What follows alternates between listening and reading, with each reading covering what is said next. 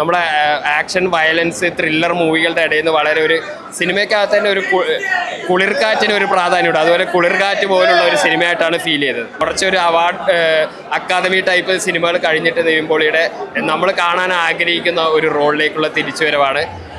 കുടുംബമായിട്ട് ഈ സീസൺ കാണാൻ ഫസ്റ്റ് ചോയ്സ് ഈ സിനിമയായിരിക്കും എന്നുള്ള കാര്യത്തിൽ യാതൊരു സംശയം. പിന്നെ പൊളിറ്റിക്കൽ അല്ല, ഒരു കൊട്ടു കൊടുക്കേണ്ടവർക്ക് കൊട്ടു കൊടുക്കുന്നുണ്ടോ അല്ല, അങ്ങനെയും രാഷ്ട്രീയപരമായിട്ടും അല്ല, രാഷ്ട്രീയപരമായിട്ട് ഇപ്പം എങ്ങനെ വേണമെങ്കിലും അത് ചിന്തിച്ചെടുക്കാം. പക്ഷെ അതൊന്നും അല്ല പടത്തിൻ്റെ മെയിൻ ഫോക്കസ്. അവിടെയൊന്നുമല്ല. മെയിൻ ഫോക്കസ് എന്ന് പറയുന്നത് ശരിക്കും ബന്ധങ്ങൾ തമ്മിലുള്ള ഇമോഷനും, അതായത് മരണത്തിന് മുമ്പോ മരണത്തിന് ശേഷമോ എങ്ങനെയാണെങ്കിലും മനുഷ്യൻ്റെ തമ്മിലുള്ള റിലേഷന് തന്നെയാണ് ആൾക്കാരുടെ ജീവിതം മുന്നോട്ട് കൊണ്ടുപോകുന്നത് എന്നുള്ള മെസ്സേജാണ്. അത് കാണുന്നവർക്ക് പല രീതിയിൽ വേണമെങ്കിലും എടുക്കാം. അങ്ങനെ പൊളിറ്റിക്കലി അങ്ങനെ കൂടുതൽ കോൺസെൻട്രേറ്റ് ചെയ്ത പോലെ ഒന്നും തോന്നിയിട്ടില്ല. എല്ലാം കോമഡി ആയിട്ട് ആ ലൈറ്റ് ആയിട്ടാണ് എടുത്തത്. പലർക്കും അവരവരുടേതായ അഭിപ്രായങ്ങളുണ്ടാവും. അതിനെയൊന്നും ചോദ്യം ചെയ്യുന്നതായിട്ടൊന്നും തോന്നിയിട്ടില്ല.